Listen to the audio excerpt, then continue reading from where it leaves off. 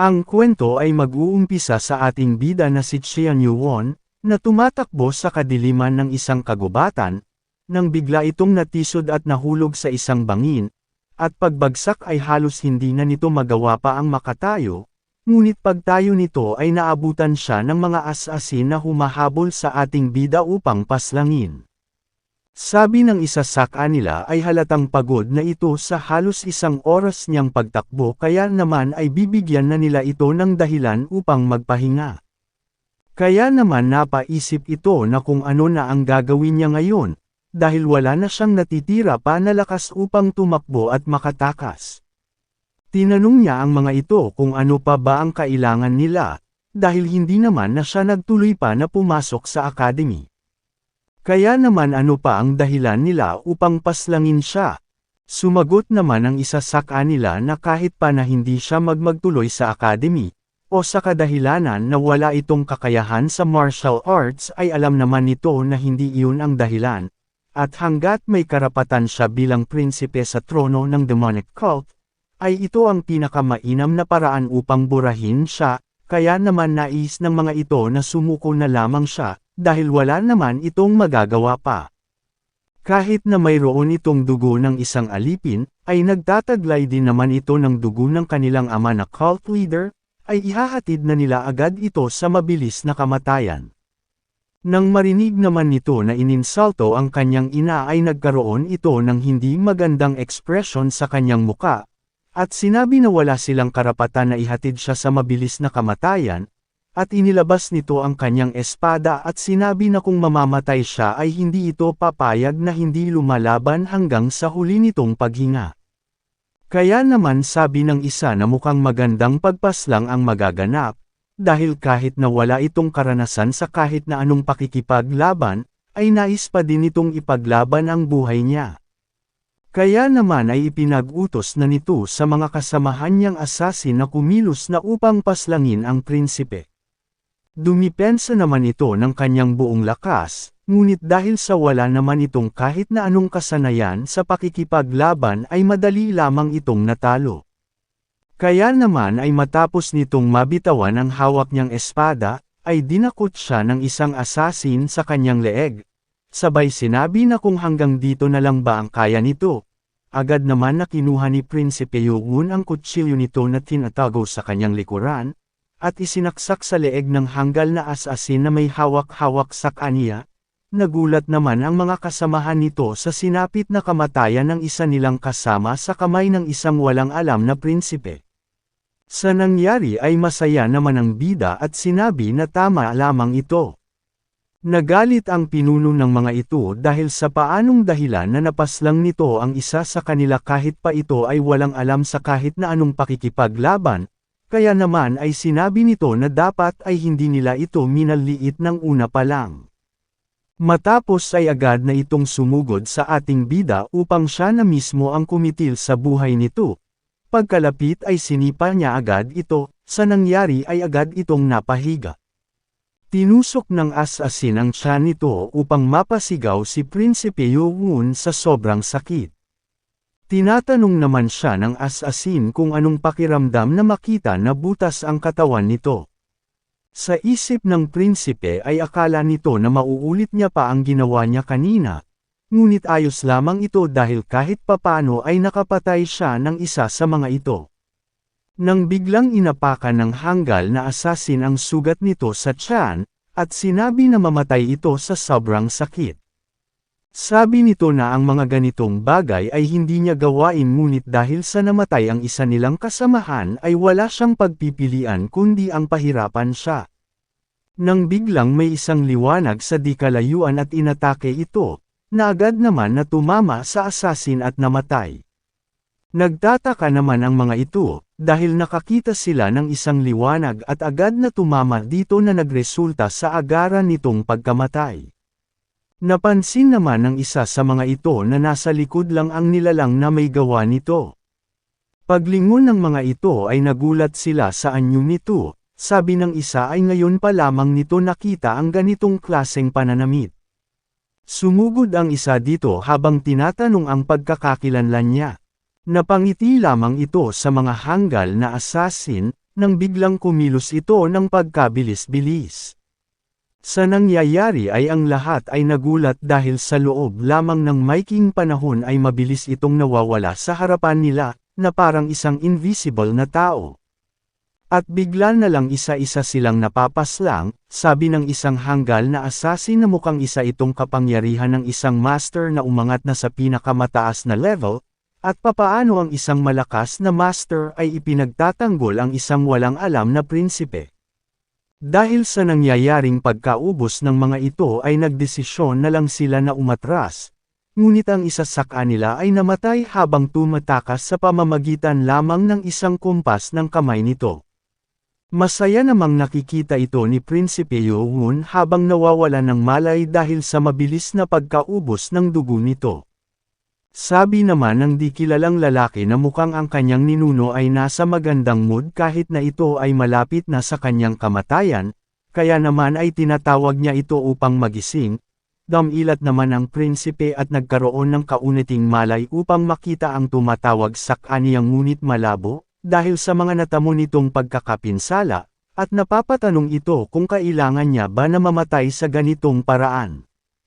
Sabi naman ng di kilalang karakter ay wala na itong oras, at dapat ay pumunta siya dito ng mas maaga upang maturuan pa sana niya ito kung papaano gamitin ang bagay na hawak niya. Dahil sa malapit na din mamatay si Prinsipe Yeon, ay sabi nito ay mamadaliin na lang niya ang lahat at nag-inject na nga ito sa ating bida ng isang nanomachine sa katawan nito, at sinabi dito na siguraduhin magtagumpay, at gawing maganda ang buhay ng kanyang mga susunod na salinlahi. Ang nanomachine na ito ay ang latest version at ang paggamit dito ay mas napakasimple, kaya bago magpaalam ay sinabi nito na aasahan niya ito at siya na ang bahala na tuklasin ang mga kakayahan ng isang nanomachine. Nag-teleport naman ito pabalik sa hinaharap, sa mga nagaganap ay wala namang ideya ang bida na si Prinsipe Yoon, sa kung ano ang sinasabi ng hindi kilalang karakter sa harapan nito. Serial number 034452-5893, Sky Corporation, 7th Generation Nanomachine, starting activation. Nagtataka naman ito sa nangyayari dahil may mga boses na nagsasalita sa loob ng kanyang utak. Sa matagal na panahon, ang mga mandirigma ng Jiangho ay natuto ng martial arts upang depensahan ang kanilang sarili laban sa mga ibang kaaway. Dumaan ang mga panahon at ang martial arts na kanilang natutunan ay nagbago. Ito ay ginagamit lamang sa pangdepensa sa kalaban ngunit di nagtagal ay ginamit na din upang gawing kasangkapan sa pagpatay. Lumawak pa ang pagkakaintindi ng mga ito sa martial arts at naging komplikado, na ang simpleng anyo ay naging pagkasunod-sunod ng mga galaw at ang mga kasanayan sa paghinga ay nagre-representa sa pangunahing kaalaman ng walang hanggang enerhiya. Ang mga martial artist ay ipinapasa sa mga susunod nitong mga tagapagmana ang kaalaman sa mga teknik upang mas pagyamanin at palakasin. At ang mga tao na makakapag-master ng martial arts ay mas malakas pa kesa sa mga normal na tao, at tinawag sila di katagalan bilang mga Wulan o the Merm people. Ang mga mandirigma na gustong maging isang disciple ng mga Merm people, ay nagtitipon-tipon upang bumuo ng isang clan, at ang mga clan na ito ay nahahati sa dalawang panig, ang puwersa ng katarungan at ang isa naman ay ang puwersa ng kasamaan. At sa pagitan ng mahigpit na balanse ng dalawang puwersa ay may isang grupo naman na may ibang landas na tinatahak, at ang tanging gusto lamang nila ay ang mahanap at makamit ang walang hanggang lakas. At ang mundo ay tinawag ito bilang ang demonic cult. Ang anak sa labas ng highest-ranking family sa demonic cult na isa sa may karapatan sa trono ay ang istorya ng ating bida na si Cheon Yoon. Si Prinsipe Yoon ay nagising sa isang kwarto nang may pagtataka dahil base sa kanyang mga alaala ay malapit na siyang mamatay dahil sa malaking sugat nito sa kanyang katawan, kaya naman sabi nito na ano ang mga nangyari at kung bakit pawis na pawis ang buong katawan nito. Habang nagtatakang tinitignan ang mga kakaibang nararamdaman nito sa kanyang katawan, ay may tumawag naman sa kanya at tinatanong kung gising na ba ito. Sa matinding pagtataka at takot dahil sa mga nangyari ay agad itong napasigaw at nagtatanong kung sino ang mga ito. May nagsalita naman gamit ang telepathy at sinasabi sa kanya na kumalma ito dahil wala ang sino man ang nasa paligid nila. Ngunit hindi naman naniniwala ang Prinsipe Yoon dito dahil naalala niya na may ganitong mga boses din siyang naririnig bago siya mawalan ng malay. Ngunit ang isang ito ay iba, dahil ito ay direktang pumapasok sa kanyang utak, na agad naman na sumagot na tama ito. Hindi naman siya makapaniwala na ang lahat ng ito ay nanggagaling lang sa kanyang utak, kaya naman nagsalita ulit ito at sinabi na kumonekta ito sa kanya at magsisilbing core ng katawan niya upang suportahan ang kanyang utak. Siya ay ang Sky Corporation 7th Generation nanomachine. Napapasigaw na ito sa sobrang pagtataka sa nangyayari dahil gulong-gulo na siya kung bakit ito ginagawa sa kanya. Sa nangyayari ay pumasok sa isip nito na hindi kaya ay ito ang tinatawag ng lahat na evil god na sinasamba ng mga demonic cult, kaya naman ay napaluhod ito at tinatanong kung totoong ito ba ay isang demonic god. Sa labas ay nag-usap naman ang isang doktor at isang gwardya patungkol sa sunod-sunod na assassination sa kanilang Prinsipe Yoon. Sinabi ng doktor na isang himala na nakaligtas sa nangyaring assassination ang prinsipe at mabuhay. Sabi naman ni Guard Jiang na sa tingin nito ay may tumulong dito ngunit wala siyang ideya kung sino ito. Kaya nagtanong dito ang doktor na kung base sa mga marka ng lugar ay sino kaya sa tingin ito ang maglalakas ng loob upang tulungan ang isang anak sa labas ng cult leader. Kaya naman sabi ni Guard Jiang na ang itsura ng lugar ay talagang nakakatakot. Sa malamig na sahig, ay ang mga katawan ng demonic cult ay hati-hati na nakalatag sa sahig. At sa lahat ng mga bangkay sa sahig ay mayroon dito na kumpleto pa at buo ang katawan. At nasa leeg nito ay ang dagger na ibinigay niya kay Prinsipe Yoon. Mula dito ay nakita niya ang isang paghinga mula sa dugo ang katawan sa di kalayuan, at agad naman niya itong na-mock-on na ito ay ang katawan ng prinsipe. Nagtanong naman ang master kung wala ba itong kahit na anong sugat na natamo, at agad naman na kinumpirma ito ni Guard Jiang. Sabi pa nito na ang paghinga ng prinsipe ng gabing iyon, ay paghinga ng isang natutulog. Ang damit nito ay malinaw na tinusok ng isang espada ngunit ang katawan ng prinsipe ay malinis at walang kahit na anong bakas ng sugat. Napapatanong naman ang doktor kung sinong nilalang naman kaya ang tutulong dito. Dahil walang dahilan upang ang kanilang cult leader na ama niya ay makikisali sa ganitong klaseng usapin, kaya naman sabi nito na mukhang interesado ang mga nangyayari, at sinabi nito na samahan siya sa kwarto ng prinsipe upang makita ito. Sa kwarto naman ni Yoon ay kinakausap pa din nito ang boses sa kanyang utak. At nagtatanong kung ang nagligtas ba sa buhay nito ay isang Diyos. Sumagot naman ang nanomachine sa kanya at sinabi na kung ang tinutukoy ba nito ay nagligtas sa mga kaaway niya ay hindi siya, ngunit kung ang tinutukoy nito ay ang naglagay sa katawan nito sa healing mode ay walang iba kung hindi siya. Pagkarinig naman sa healing mode ni Yoon, ay nagtataka naman ito, at nagtanong kung ano ba ang sinabi nitong healing mode. Nagsalita ang system at sinasabi nito na magsesend ito ng mga basic information patungkol sa system sa utak ni Yoon. Sabi ng system na hindi siya ang evil god na kinakausap niya, nagpadala ito ng mga basic information at manual patungkol sa system niya, at hinihingi ang pagsang-ayon ng ating bida. Nang pumayag ito ay biglang may mga pumasok sa utak niya na mga impormasyon patungkol sa kanyang system, dahil hindi nito kinayanan ay nasuka ito. Ayon sa system ay normal lamang ito sa unang pagtanggap ng mga impormasyon ng utak nito. Maya-maya pa ay nakarating na sa kwarto ni Prince Yoon ang dalawa upang makita at gamutin siya ng isang master sa panggagamot. Kaya naman ay inilagay ng nanomachine ang kanyang system sa silent mode. Pagkapasok ay natuwa naman si Guard Jiang dahil gising na ang master nito ngunit napansin naman nito ang hindi magandang amoy ng kanyang katawan na nanunuot sa lahat ng sulok ng kwarto. Kilala naman ni Xian Yuwon ang doktor na magtitingin sa kanya dahil ito din ang doktor na nag-asikaso noong mga panahon na may sakit ang ina nito. Nag-umpisa ng tignan ng doktor ang katawan nito at nagulat sa mga nalaman. Ito ay sobrang kakaiba, sabi nito, dahil ang katawan ng prinsipe ay nalinis sa lahat ng mga maduduming substance, at ang energy flow nito ay na-activate din. Kaya napatanong ito kung may ginagawa ba itong special na medikasyon? Ngunit sabi ni Prinsipe Yuwon na hindi nito maintindihan ang mga sinasabi ng doktor. Kaya naman dagdag nito na ngayon ay nagtataglay na ito ng perpektong katawan upang makapag-aral ng martial arts. Dahil sa mga nalaman ay nagtanong ito sa kanyang nanomachine kung ito ba ang may gawa ng lahat ng ito. At agad naman siyang sinagot nito na ang nanomachine na inilagay sa loob ng kanyang katawan ay inilabas ang lahat ng mga dumi nito sa katawan.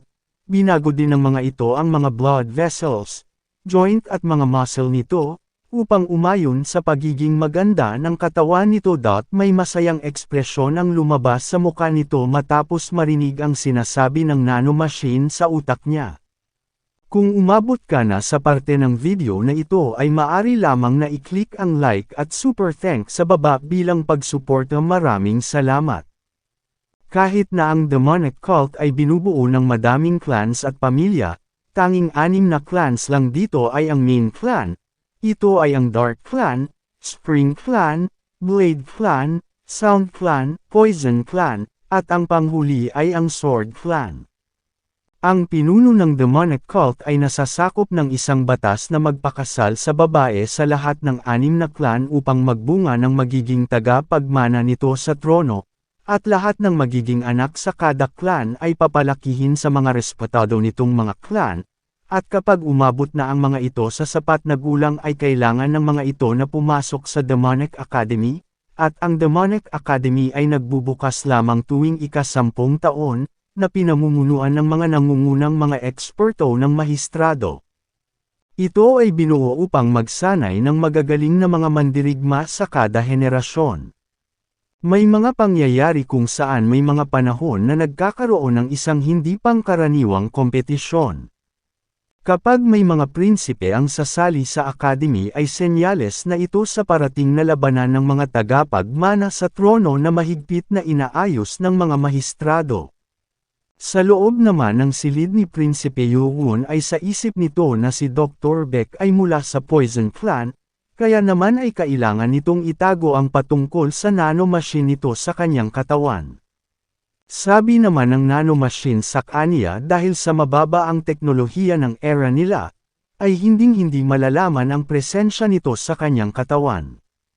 Matapos suriin ang katawan ng Prinsipe Yuwon, ay sinabi ng doktor na dahil sa wala namang mali sa katawan nito ay bibigyan na lamang siya nito ng listahan ng mga gamot upang makatulong sa pagbawi ng lakas nito. Umalis na ito at sinabihan si Guardiang na huwag iiwanan ang prinsipe at bantayan. Naisip naman nito na ang isa sa dahilan kung bakit buhay pa siya ay dahil dumating si Guardiang sa lugar ng kagubatan sa tamang oras, kaya naman nagpapasalamat ito dito. Habang naliligo si Yuwon, ay tinanong niya ang nanomachine patungkol sa kakayanan ng self-healing mode. Sabi nito na ang kahit anong internal at external na sugat na sanhi ng external impact ay gagaling ng mabilisan, ngunit ang mga pagkawala ng dugo ay nangangailangan ng matagal na panahon dahil kailangan nito ng cell division. Sa lahat naman ng sinabi ng nanomachine sa kanya ay wala siyang naintindihan. Kaya naman sabi nito na bakit hindi niya ito subukan upang malaman. Kumuha ito ng patalim upang hiwain ang kanyang palad, matapos ay nagsalita ang system at nag-activate ang self-healing mode nito, habang tinitignan ang nangyayari sa kanyang kamay ay hindi naman niya maiwasan ang mamangha. Pagtapos makumpirma ay sabi nito na kahit nakita na niya na gumagana talaga ito, ay napakahirap pa din na paniwalaan ang nangyayari. Oras na upang mag-aral, sabi nito, sa isip niya ay kung ano naman ang gagawin niya sa mga librong ito dahil kahit anong gawin niya ay wala naman siyang maintindihan sa mga ito. Inutusan naman siya ng nanomachine na kumuha ito ng libro at umpisahang baklatin ang lahat ng mga pahina nito. Sumunod naman siya ng may pagtataka, namili ito ngunit isa lamang ang libro dito na may kaugnayan sa martial art, at ito ay tungkol lamang sa blood arts at chi. Nag-umpisa na itong baklatin ang lahat ng pahina ng libro, matapos ay nagsalita ang system nito, na matagumpay niyang nascan ang libro ng blood passage.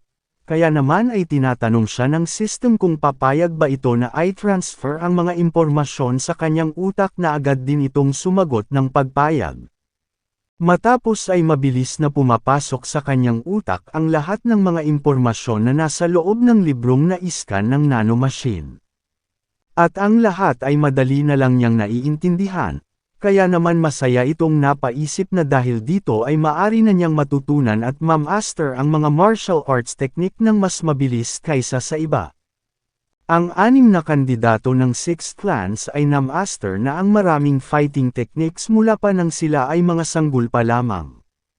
At kahit na matapos niyang mapanood ang mga ito, ay hindi pa din niya magawang ma-master ang Frigism method, walang masiyadong libro sa kanyang silid-aklatan.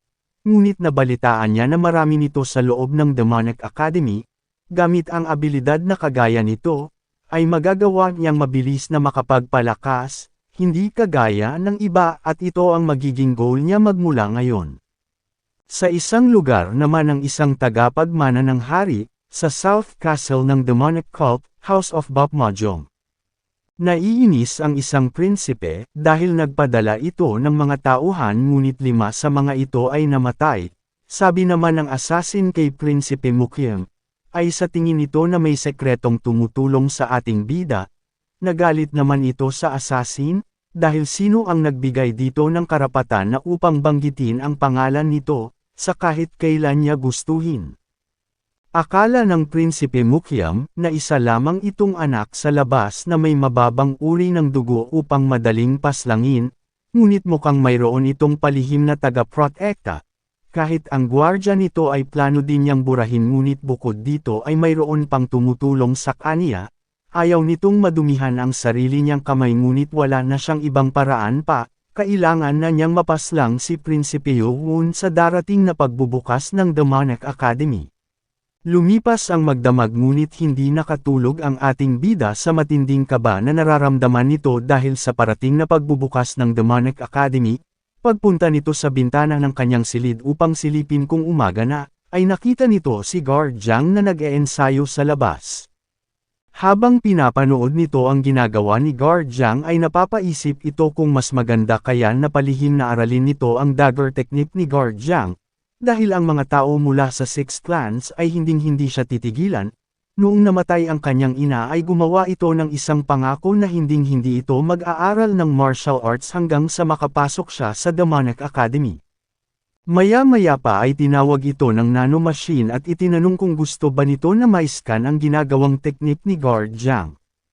Nagtaka naman ito at napatanong kung may kakayahan ba itong i-scan ang galaw ng ibang mga tao, na agad namang sumang-ayon ang nanomachine sa kanya. Napaisip ito na kung gano'n na maaari niyang ma-scan ang training na ginagawa ni Guard Jiang ay maaari din itong may transfer sa kanyang utak. Sumagot naman ang nanomachine na ang program niya ay may mga data patungkol sa iba't ibang martial art technique na maaari nitong maipasa sa utak ng ating bida kahit na ngayon din. Napatanong naman ito kung maaari kaya nagayahin nito ang technique ni Guard Jiang kahit na wala itong pahintulot. Ngunit sabi nito ngayon hapon ay kailangan nitong pumunta sa academy ng walang kahit na anong pagsisisi, at wala na siyang dahilan pa para mag-isip sa kung ano ang dapat niyang gamitin upang maprotektahan ang kanyang sarili. Kaya naman ay pinascan na niya ito sa nanomachine, at nag-activate na nga ang system sa movement scan. Lahat ng galaw ng teknik ni Guard Jiang ay naire-record ng nanomachine sa pamamagitan ng kanyang mga mata, na inabot ng halos kalahating oras bago ito matapos. Nang matapos ay agad itong na-transfer sa kanyang utak ngunit sa pagkakataon na ito ay kaunting pagkahilo na lang ang kanyang natamo. Habang inaanalisa nito sa utak ay tuwang-tuwa naman siya na sinasabi, na papano ito naging posible, at agad na kinuha ang dagger na ibinigay sa kanya ni Guard Jiang, at sinabi na makakaya din niya ito, at kailangan lang nito ang mag-ingat upang hindi siya mapansin. at inumpisahan na nga nitong gawin ang mga galaw ng nasabing teknik sa loob ng kwarto at ang ginagawa niya, ay ang eksaktong galaw ng 20 taon nitong pag-inseyo ng kanyang teknik. Alam nito na nakuha niya ang lahat ng dapat na malaman sa nasabing teknik ngunit napansin nito na kailangan din niyang mapagtibay ang kanyang katawan upang magawa ito ng perpekto.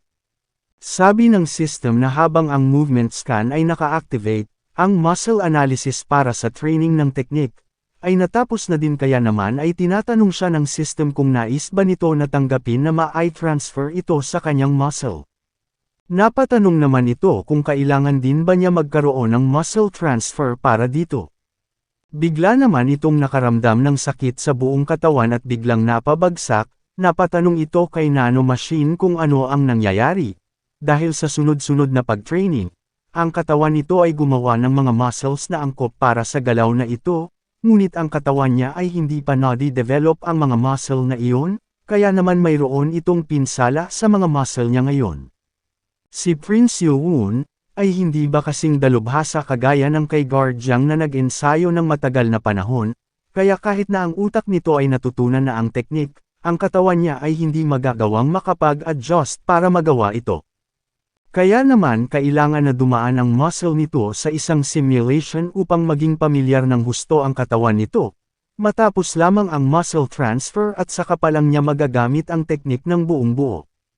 Ang muscle transfer ay kakailanganin na gamitin ang lahat ng nanomachine sa katawan nito na aabutin ng ilang mga oras, at ang pag-transfer na ito ay magdudulot sa kanya ng matinding sakit kaya naman ay mapapasa ilalim siya sa anesthesia habang ginagawa ito. Kaya napaisip ang ating bida dahil ilang oras lamang ito, at may oras pa siya upang makapunta sa academy, kaya naman sinabi nito na maaari na niyang simulan ang pag-transfer. Bago nito ay sinabi niya na maaari ba niyang gawin ito ng walang anesthesia, sumang-ayon naman dito ang system at kung sakali na hindi nito kayanin ay agad naman na mag-switch ito sa pag-inject ng anesthesia sa katawan niya, matapos ay nagumpisa na ngang mag-transfer ang nanomachine sa katawan nito. Sabi nito na masyado lamang siyang naging nerbyoso, parang kagat lang pala ng langgam ito.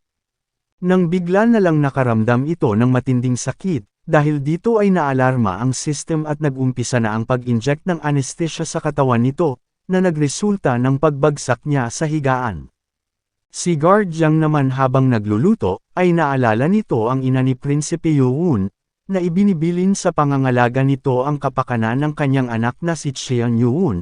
At halos 5 taon na ang nakalipas magmula nang mamatay si Lady Hua, dahil sa pagkain na may lason, at si Prinsipe Yoon ay papasok na sa academy ngayong araw.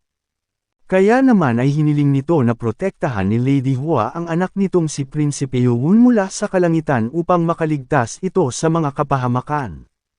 Nang bigla namang nakarinig ito ng pagbagsak mula sa kwarto ng prinsipe, dahil dito ay dali-dali itong pinuntahan ang kwarto ni Yoon. At dahil naabutan niyang nakahiga at walang malay ito ay agad niyang tinignan ang pulso niya.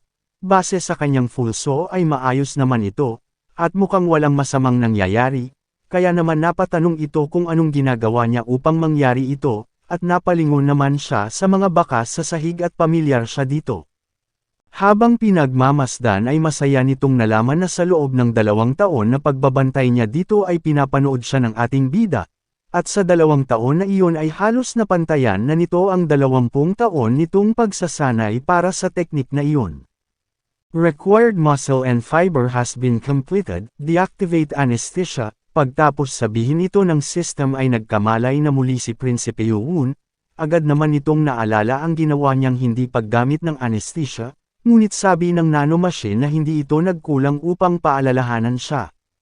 Dahil sa muscle transfer ay mayroon na itong muscle na katulad ng mga tao nang nag-ensayo sa teknik na ito ng 20 taon. Pagkarinig nito ay agad na sinubukan ni Cheon na ulitin na gawin ang teknik na ito.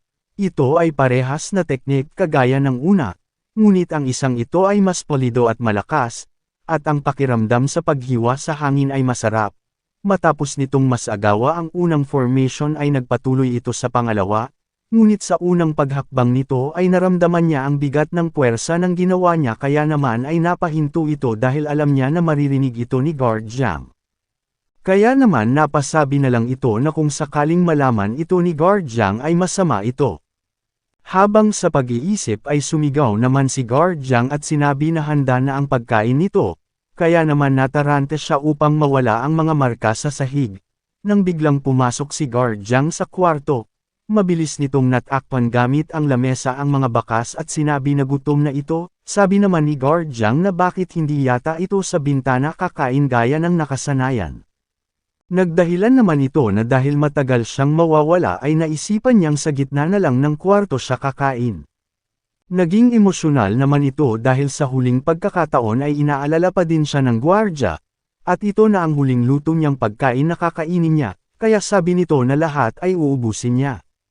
Nang matapos ang prinsipe sa pagkain ay agad siyang tinanong ni Guard Zhang kung kailan pa nito natutunan ang dagger technique.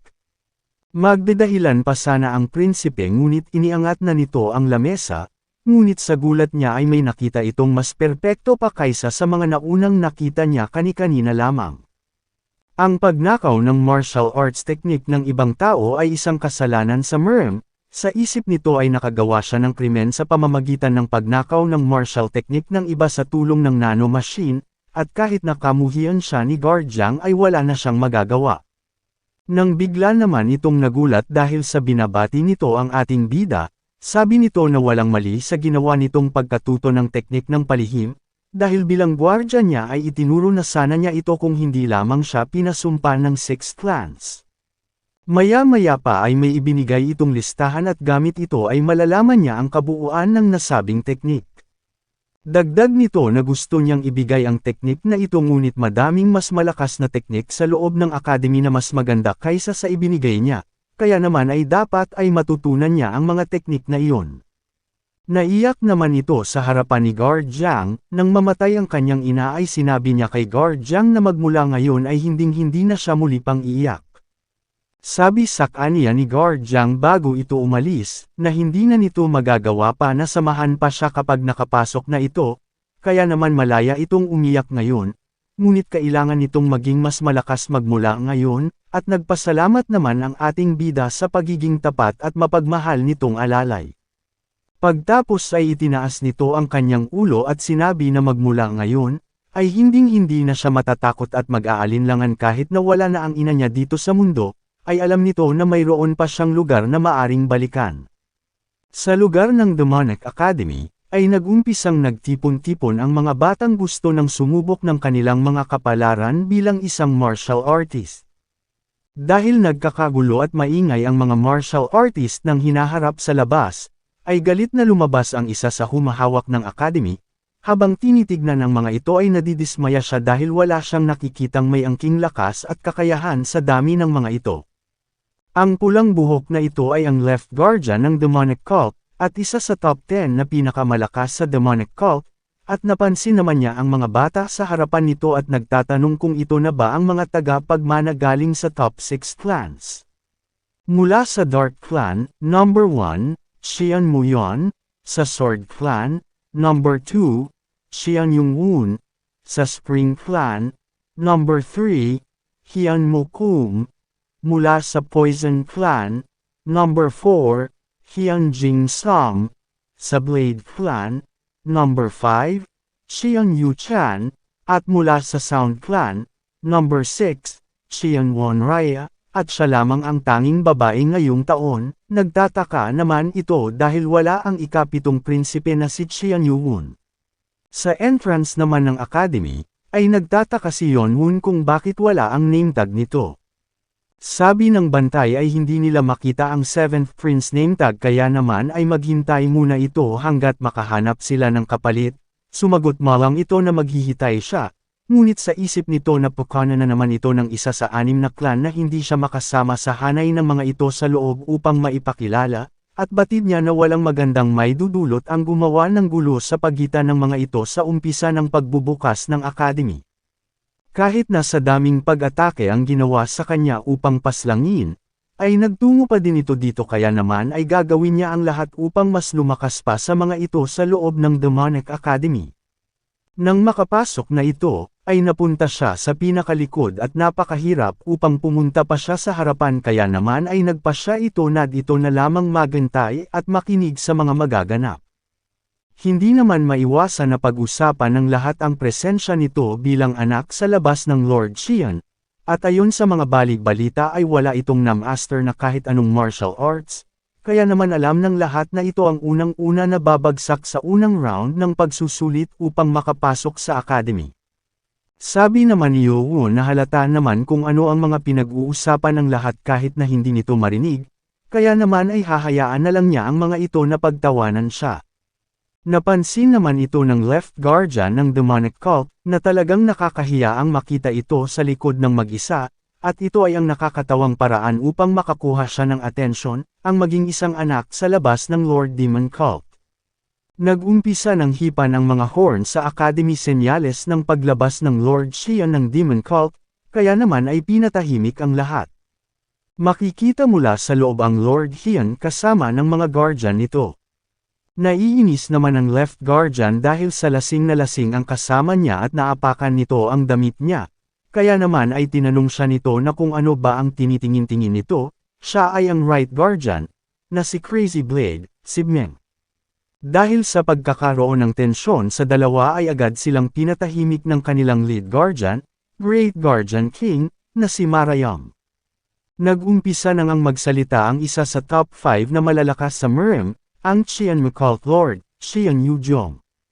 Ang lahat naman ay natahimik dahil lamang sa presensya nitong nakakatakot. Matapos may handa ang lahat ay sinabi ng lead guardian kay Lord Xian Yuzhong, na handa na ang lahat, nag-umpisa na itong tumayo, at magbigay ng mga ilang mga habilin, sabi nito na silang lahat ay responsable sa kung ano ang hinaharap ng cult na ito, kaya naman ang lahat ay malugod na tinatanggap. May napansin naman ang mga ito, dahil ang Lord Xian Yuzhong ay gumagamit ng isang teknik na kung tawagin ay niyagang, napansin din ito ng ating bida at ang pakiramdam nito ay nagsasalita ang Lord Xian Yuzhong, ngunit napakalinaw nitong naririnig at nanunot sa kanyang tenga.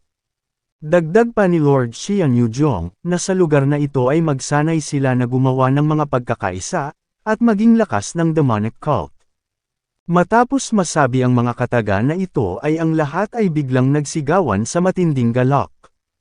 Agad naman siyang napansin ng kanyang ama mula sa malayo nitong kinaroroonan.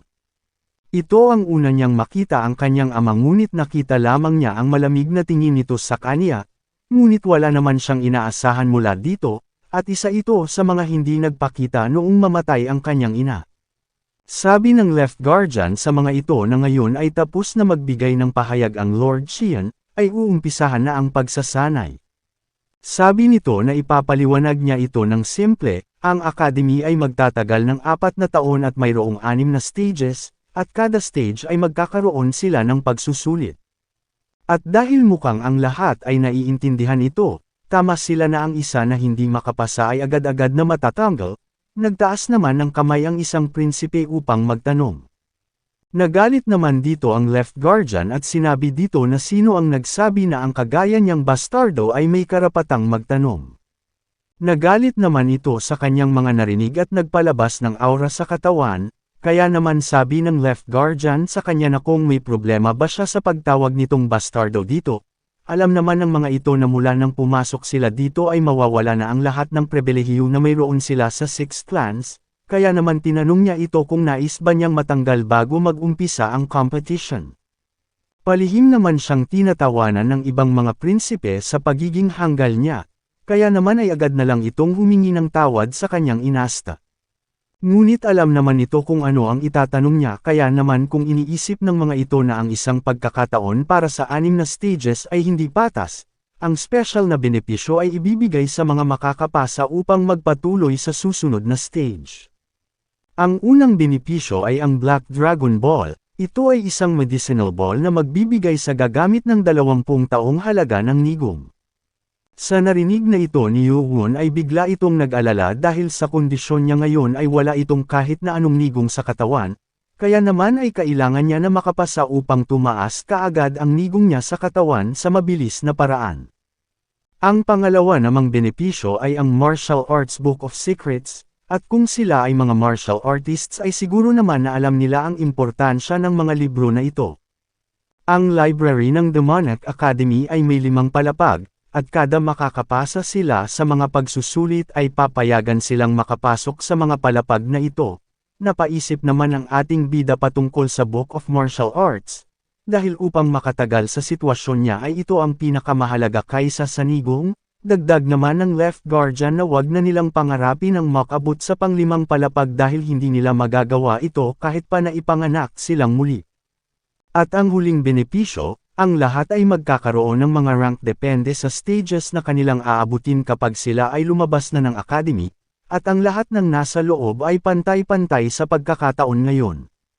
Low rank warrior para sa stage 1, middle rank warrior para sa stage 2, high rank warrior para sa stage 3, squad leader para sa stage 4, at clan leader naman para sa makakaabot ng stage 5, at para sa stage 6 ay hindi naman na mahalaga sa kanila dahil wala namang kakayahan ng mga ito para maabot ito, kaya hindi na lang niya sasabihin pa dahil wala namang saysay. Karamihan sa kanila ay hindi naman makakalagpas sa ikatlong stage kahit na anong gawin nila, at kahit na maabot nila ay sa paanong paraan naman, kaya nasa kanila kung lalabas sila dito ng low-rank warriors lalo na ang mga nasa mga pamilyang nasa high-rank warrior. Sabi naman ng Right Guardian ay matatawag pa ba na pagsusulit ang stage 6, dahil wala pang 10 tao ang nakapasa sa academy, at ang huli ay ilang daang taon na ang nakalipas. Sa loob ng academy, kung makakaya nilang makaabot sa mataas na stages ay ang mga rank nila ay agad na maitatala. Ngunit ngayon ay ang lahat ay mag-umpisa lamang sa wala kagaya ng iba, ngunit magkakaroon din pagkatapos. Sa mga narinig ni Yoon na kung ang mabuhay ay ang malaking problema, ngayon ang ibig sabihin na ng mabuhay ay ang makaangat ng rank. Ngayon na natapos na ang pagpapaliwanag, ay magmula ngayon ay igugrupo sila sa mga nakalaan na dorms sa kanila kapag nakapasa sila sa unang pagsusulit na gagawin na ngayon din. Nagulat naman ang ating bida pati na din ang ibang sumali dahil mag-uumpisa na agad ang pagsusulit kahit pa na wala pa silang kahit na isang natututunan sa academy, at ito ay hindi patas. Ang unang pagsusulit ay patungkol sa kanilang basic skills, kailangan nila na kahit papano ay alam ang basic nigong, upang maging isang mandirigma ng academy, at ang iba na walang basic nigong, ay mapupunta sa agrikultura, komersyo at sa service districts kaya naman ay ihanda nila ang sarili nila para mamatay upang makapasa.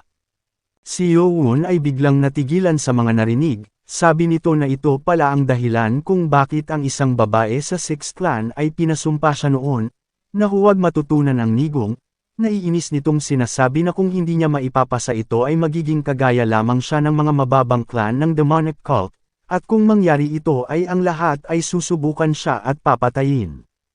Masaya naman tungkol dito ang prinsipe na nagtangka sa buhay ng ating bida sa pamamagitan ng mga asasin, upang paslangin siya. Sabi niya na hindi niya alam kung kaninong ideya ito, pero sa ganitong paraan ay hindi na nito madudungisan pa ang kamay niya upang alisin ito sa karapatan sa trono.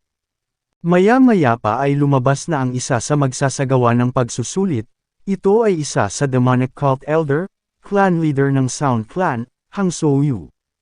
Nang makarating sa harapan ng mga ito ay agad naman siyang ipinakilala sa lahat. Sabi nito na ang pagsusulit ay sobrang napakadali, kaya naman tinanong ito ng Left Guardian kung anong pagsusulit ang gagawin nito, sumagot naman siya na ang gagamitin niya ay ang musical energy wave.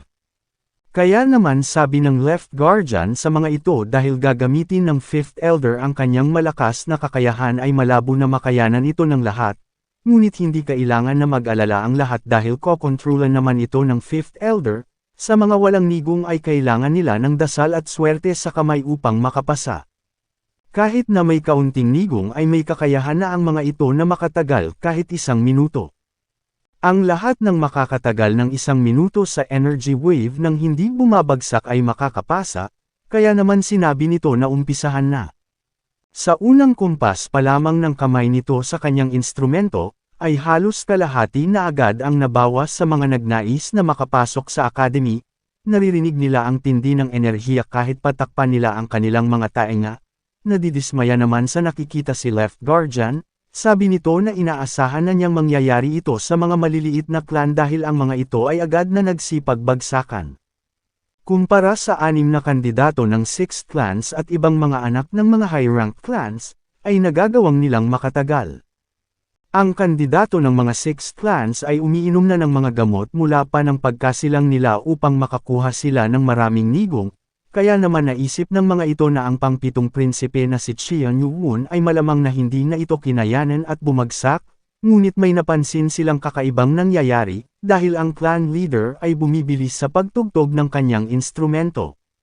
Napapatanong naman ang clan leader kung papaanong dahilan, kaya naman ay mas tinindihan pa nito ang ginagawa niya, ngunit sa nakikita niyang kalagayan ng ating bida, ay parang wala man lang itong kahit na anong natatamong pinsala. Sa nangyayari ay nagtataka naman si Yuwon dito. Kalahati na ng mga dumalo ay nasa sahig na, ngunit bakit nananatili pa din siyang nakatayo at walang kahit na anong nararamdaman? Sinabi naman ng nanomachine dito na may na-detect itong mataas at mababang frequency ng isang instrument at nakaramdam ito na magkakaroon ng seryosong pinsala sa katawan ng ating bida, kaya naman ay inactivate nito ang emergency defense mode upang mapigilan ang pagpasok ng sound wave sa tenga nito. Sabi nito na pansamantala niyang tinanggal ang isa sa body function nito at ito ay ang sense of hearing. Sa malayo ay may nakatingin naman sa kanya ng masama, ngunit wala siyang ideya kung sino ito.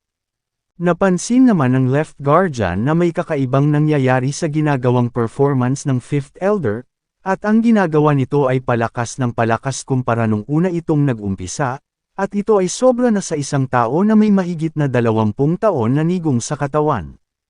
Napatingin naman ito sa direksyon ng bida kaya naman sabi nito na walang duda at ito ang dahilan ng pagbabago ng lakas ng Fifth Elder sa ginagawa nitong pagsusulit. Base sa mga nabalitaan nito patungkol sa ika-7 prinsipe, ay wala itong kakayahan sa nigong ngunit mukhang mali ang mga ito, dahil nakayanan niya ang lakas ng Fifth Elder nang wala man lang pinsalang natatamo.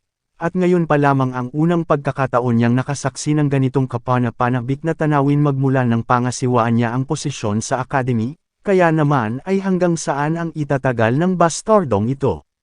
Habang lumalakas ang ginagawang pagsusulit ay hindi na kinakayanan ng iba ang puwersa at napapadugo na ang kanilang mga tenga. Napansin na ng isang prinsipe ang pagbabago ng lakas at base sa ekspresyon sa muka ng Fifth Elder ay mukhang galit na ito.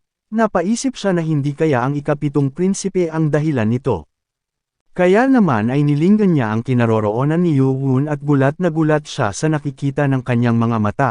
Napansin naman siya ng iba pa dahil sa ekspresyon nito na parang na-surpresa sa nakita, kaya naman ang lahat ng 6 na representante ng 6 na clan ay lumingon sa likod at lahat sila ay nagulat sa nakita. Dahil nagawa ng ika-7 prinsipe na kayanin ang lakas ng sound energy wave nang hindi man lang napapagod, at bukod pa dito ay wala man lang itong nigong sa kanyang katawan, dahil dito ay napagtanto nilang lahat na ang anak sa labas ng cult leader na ito ay lihim na nagtatago ng kanyang nigong. Napapaisip naman si Yuwon dahil ang lahat ay nakatingin sa direksyon nito, ay mukhang galit sila dito, kaya naman ay nagtanong ito sa nanomachine kung tama ang hinala niya. Kaya naman ay agad na nagsagawa ito ng facial muscle movement, nang matapos ay sinabi ng system na ang mga ekspresyon ng mga ito ay nagpapakita ng pagkamangha, galit at inis. Dahil wala itong kakayahan na makarinig, ay hindi nito alam ang nangyayari sa paligid. Ngunit nakikita nito ang galit kahit na nasa malayo ito, halatang natapakan ang mga pride ng mga ito matapos isipin na wala siyang nigong habang nakikita na nakakatagal ito sa sound waves. Kapag nagawa niya itong maipasa ay hindi maniniwala ang lahat kapag sinabi nito na totoong wala siyang nigong, kaya naman tinanong niya si nanomachine kung makakaya ba nitong bigyan siya ng isang internal injury, sabi nito na maaari ngunit hindi ito inirerekomenda na saktan ang sarili nito. Sabi naman ni Yuwon na wala itong pakialam, kapag matapos ang performance ng Fifth Elder, bigyan niya ito ng internal injury upang mapasok siya ng dugo. Naiinis na sa nangyayari ang Fifth Elder at sinabi nito na halos mag-iisang minuto na, at mahirap isipin na ang isang bastardong bata na wala pa sa 15 taong gulang, ay nagagawang makaya ito ng napakadali, at hindi siya makakapayag na matapos lang ito sa ganito, kaya naman sabi niya na subukan nitong tagalan ang performance na gagamit ng kalahati ng lakas ng kanyang katawan, at nag-umpisa na nga itong maghanda upang masimulan. Naramdaman naman agad ito ng Left Guardian sa pamamagitan ng aura na ipinapalabas nito. Nang mag-umpisa na itong mapinsala ang lahat ay pinatigil na ni Left Guardian ang Fifth Elder sa ginagawa nito, dahil lubha ng mapanganib ang ginagawa niya. Bigla namang natauhan ito sa kanyang ginagawa at huminto.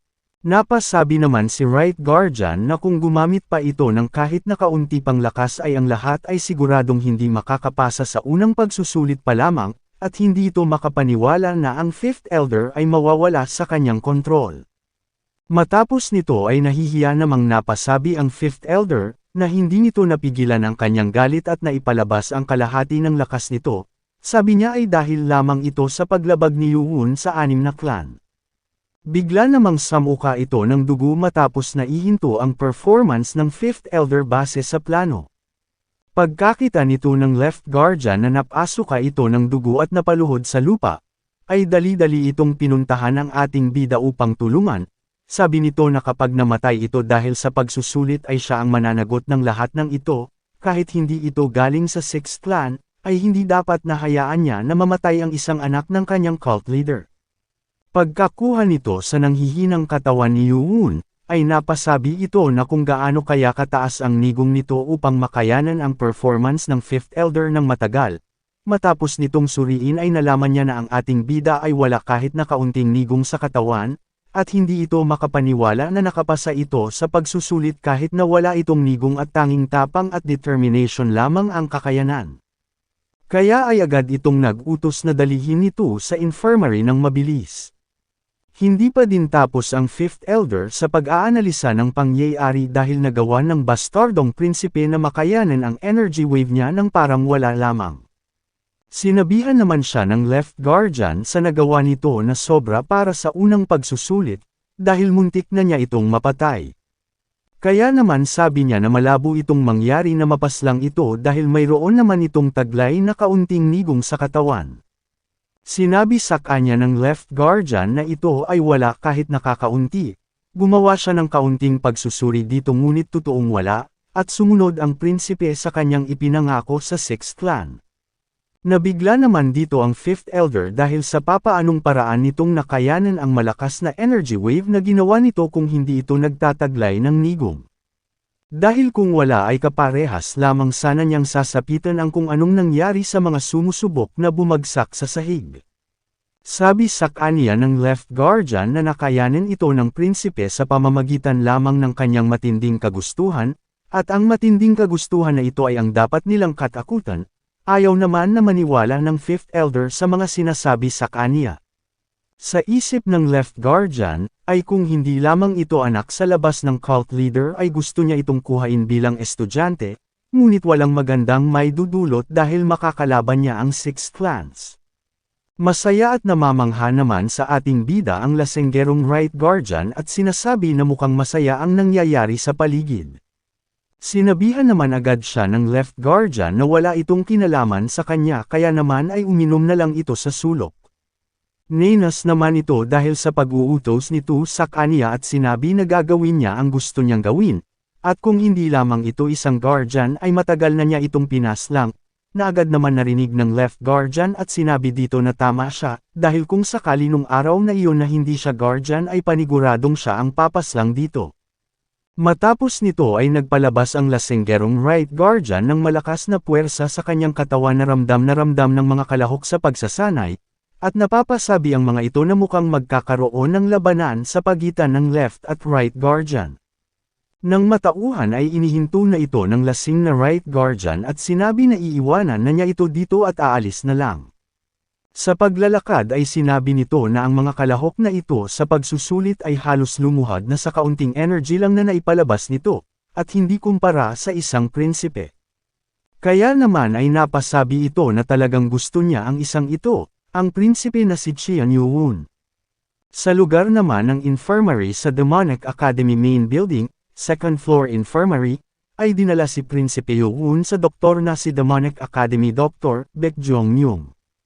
Agad naman itong tinawag ng mga nagdala sa katawan ni Yuun upang kaagad na matignan. sa labis na kasabikan nito dahil sa wakas ay may isang tunay na siyang pasyente ay dali-dali niyang sinalubong ang mga ito sa pintuan pa lang. Masayang-masaya ito dahil sa unang araw pa lamang ng kompetisyon sa Demonic Academy ay mayroon na agad siyang pasyente makalipas ang mahabang panahon. Kaya naman agad niyang inilalayan ang mga ito sa pagdadalhan sa ating bida. Tinanong niya ang mga nagdala dito kung napaano ito. At sinabi na lubhang nasugatan ito dahil sa pagkakaroon ng internal damage, dahil ang isang ito ay walang nigong at nakayanang tagalan ng unang pagsusulit.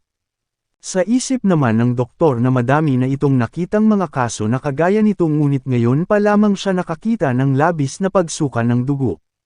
Nagpaalam naman na ang mga ito sa doktor at sinabi na siya na ang bahala dito, na agad naman itong sumang-ayon.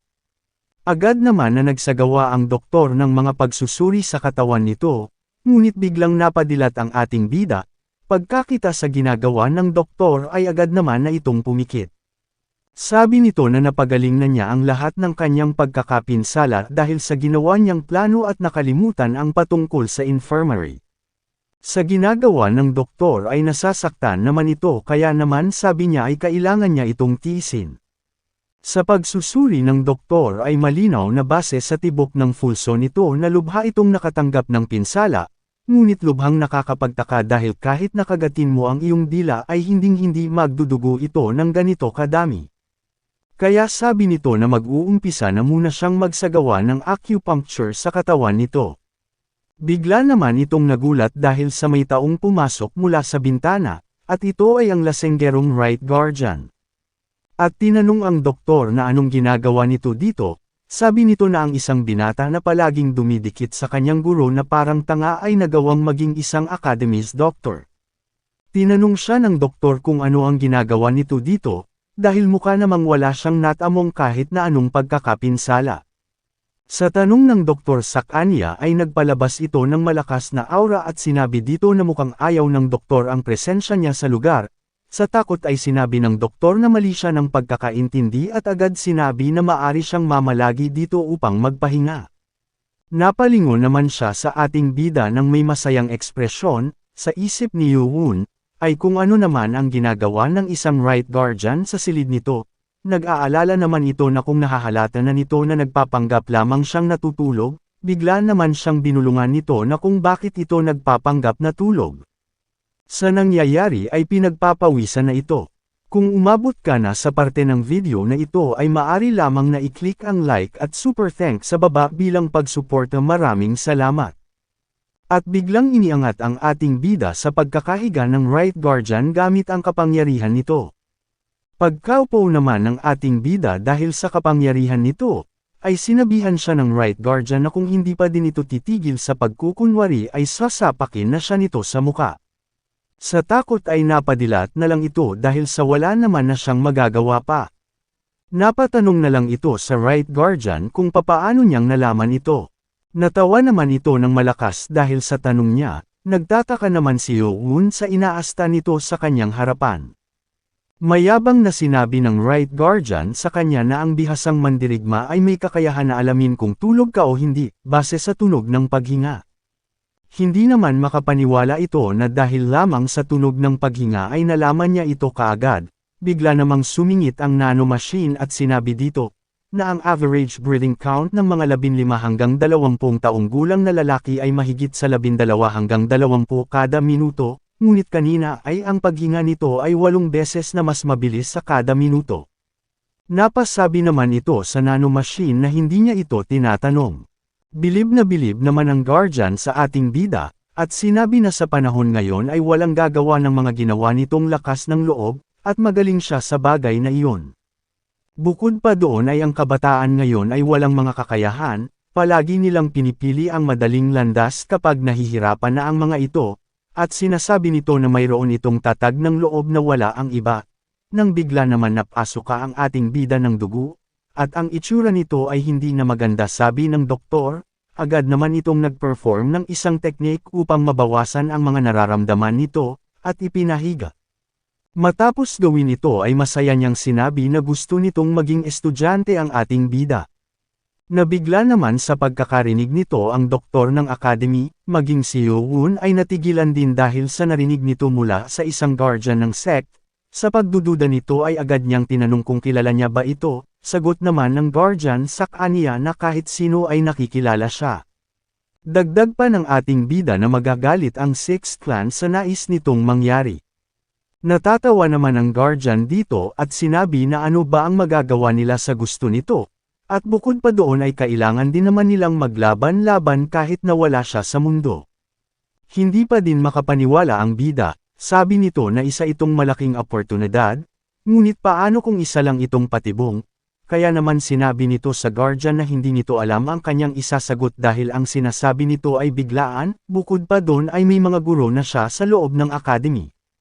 Sinigawan naman siya nito at sinabi na tigilan niya ang ginagawa niya dahil nagmumukhang nanlilimos siya ng pagsang-ayon ng ating bida upang makuha siya bilang isang estudyante. Napaisip naman ang guardian bigla, dahil mukhang madami itong pagdududa, ngunit inaasahan na niya ito dahil sa buhay na pinagdaanan ng ikapitong prinsipe. Kaya nagdesisyon ito, dahil sa hindi siya naniniwala ay may ibibigay siya dito na isang bagay na hinding-hindi niya matatanggihan, at inilapag na nito ang bagay na iyon sa higaan ng prinsipe.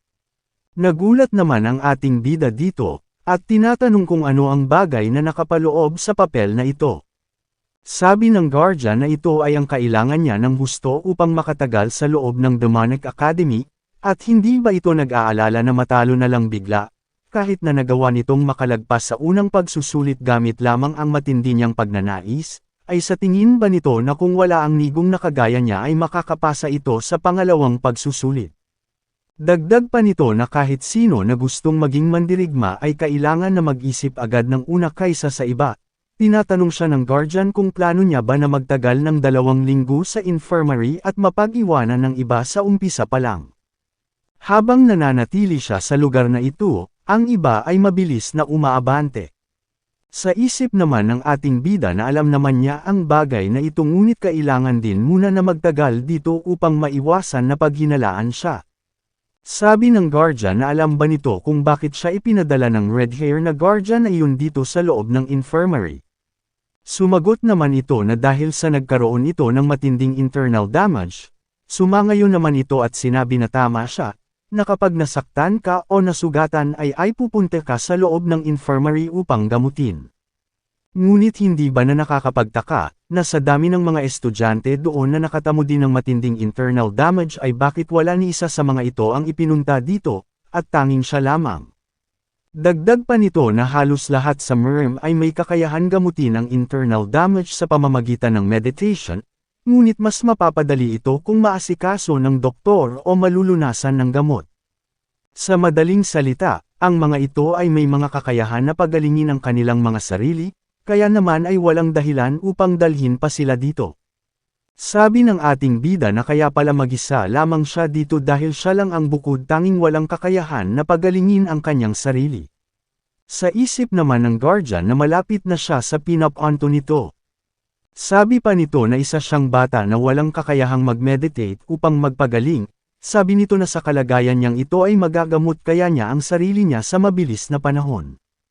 Sa isip naman ng ating bida na madali lamang ito sa pamamagitan ng nano-machine sa katawan niya, ngunit tama naman ito sa iba niyang sinasabi, gaya ng inaasahan ay kung kailangan niya na magpatuloy ay kakailanganin niya ng nigong.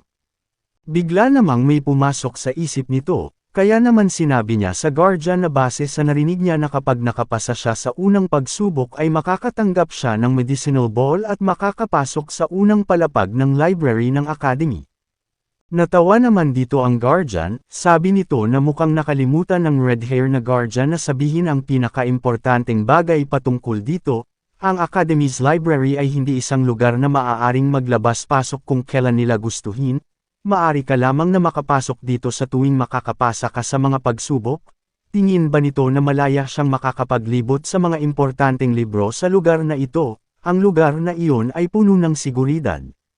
Bukod doon ay maari ka lamang na magtagal sa loob ng 2 oras. Nabigla naman dito ang ating bida sa pagkakaroon ng mga limitasyon sa mga gantimpala, na matapos na makalagpas sa isang bundok ay mayroon pang mas mahirap. Ngunit sabi naman ng Guardian na makakakuha ka naman ng mataas na oras habang umaangat siya ng palapag. Dagdag pa ay hindi ito papayagan na isulat ang lahat ng nilalaman ng libro, kailangan itong kabisaduhin sa memorya bago lumabas, at kabisaduhin ang 2 libro ay talagang sobra ng napaka-impossible. Natigilan naman ang ating bida sa mga narinig, dahil dito ay mukhang ito na ang ikakalamang niya sa lahat. Gamit ang kakayahan ng nanomachine, sa 2 oras ay maaari na niyang i-scan ang hindi 1, 2, kung hindi daang bilang ng mga libro. Sabi naman ng Guardian sa kanya na siya bilang walang nigong sa katawan, ang 4 na taon sa loob ng walang awa na Demonic Academy ay susubukan ang limitasyon niya. Napapaisip na ang ating bida na pumayag dito, dahil ang magawang makaligtas sa banta ng Sixth Clan sa kanya ay kakailanganin niyang maging guro ito. Kaya naman ay tinignan na nito ang papel sa tabi niya at sinabi na ito ay ang Breath of Nigong. Natuwa naman dito ang Guardian dahil ito talaga ang umpisa pa lang na tinutumbok niya. Ang tanggapin niya ito bilang gantimpala ng pagpayag nito bilang isang estudyante niya. Sabi nito na kung magiging estudyante niya ito ay tuturuan niya agad ito ng teknik na Breath of Nigong. Sa isip ng ating bida na hindi niya alam kung gusto ba nito siyang maging estudyante talaga, ngunit kailangan niya ng kahit isa sa panig nito, at ito din ay ang hindi niya nagawang matutunan dahil sa pangako sa Sixth Clans, kaya naman ito na ang pagkakataon niya upang matuto ng nigong. Kaya naman ay lumuhad ito, at sinabi na tinatanggap nito ang Right Guardian upang maging kanyang guro, at sana ay tanggapin siya nito bilang isang estudyante. Sa nakita ng Guardian ay agad naman niya itong itinayo gamit ang kanyang nigong sa kamay, at sinabi na ang dugo ng mga Qian ay hindi basta-basta lumuluhod sa kahit na sino bukod lamang sa kanilang ama na sect leader. Sabi nito na ngayon ay magpapahinga na muna ang ating bida hanggang sa makabalik siya. Kaya naman naghabilin ito sa doktor na aalis na siya at ito muna ang bahala dito habang nagbigay ng suntok sa balikat nito. Sa nangyari ay tinanong nito si Yuun kung ayos lamang ito. Sabi ng ating bida na sobra siyang nabigla na parang may isang bagyo ang dumaan sa harapan niya. Napaisip ito at sinasabi na sa tulong ng nanomachine at ng isang Right Guardian sa tabi niya, ay mukhang binigyan siya ng napakaraming oportunidad. Naging emosyonal naman ito bigla, dahil bukod sa kanyang ina at kay Guardian, ay sa gitna ng mga kalaban sa loob ng academy ay may isang tao na gustong sumama sa panig niya. Sa Demonic Academy Practice Field naman, ay makikita ang ibang mga estudyante na nagme-meditate upang mapagaling ang kanilang mga naging pinsala. Ay may dumating upang ibalita sa Left Guardian ang resulta ng naganap na pagsusulit. Ito ay si Demonic Academy, Upper Senior Martial Artist, Hojun Chang. Sabi nito na kasama ang ika-7 prinsipe na dinala sa infirmary, ang kabuang bilang ng mga pumasa ay 415. Ito ay mababa ng 200 kumpara sa nakaraang 10 taon, sabi ng Left Guardian dito. Inaasahan naman niya ito dahil ang ginawa ni Elder Hang na energy wave ay sobra-sobra. Dagdag pa ng senior martial artist na ang iba ay sinasabi na hindi naging patas ang nangyaring ito. Napasabi naman dito ang Left Guardian na kung siya din ang nasa sitwasyon nila nung panahon na iyon ay parehas lang din ang sasabihin niya. At ang lahat ng ito ay dahil sa pagpapakita ng katatagan ng ika-7 prinsipe, kaya naman ang unang pagsubok ay agad na tumindi. Pinupuri naman ng senior martial artist ang mga ito, dahil bukod kay Yuun, ay magandang bilang naman ang nakuha nilang mga di pangkaraniwang mga estudyante. Marami sa kanila ang nagtamo ng internal damage at nasa meditation. Ang kandidato ng 6 clans, at 8 sa mga upper clans ay madali lang din na nagawang makapasa. At bukod pa doon ay ang 2 prinsipe na ito ay kitang-kita na mas nakakaangat sa mga ito. Sa isip ni Left Guardian, na upang hindi magtamo ng kahit na anong pinsala galing sa energy wave ni Elder Hang, ay dapat taglayin ng isa ang kahit na papaano ay 100 taon ng pagkuha ng nigong, ang 2 ay lagpas sa level ng ibang mga kandidato. Ang number 1, Dark Clan, Xian Muyon at ang number 5, Blade Clan, Xian Yuchan. Ang 2 ito ay nagawang makaligtas sa pinsala ng energy wave nang hindi man lang kumikilos, ayon sa mga balita, na ang labanan na ito ay sa pagitan lamang ng Dark Clan at ng Blade Clan, gaya ng kanyang inaasahan, At ito ay talagang nakakapanabak. Kaya naman kung gusto mo na masubaybayan ang ating kwento ay i-open mo lang ang notification bell pagkatapos mo na mag-subscribe.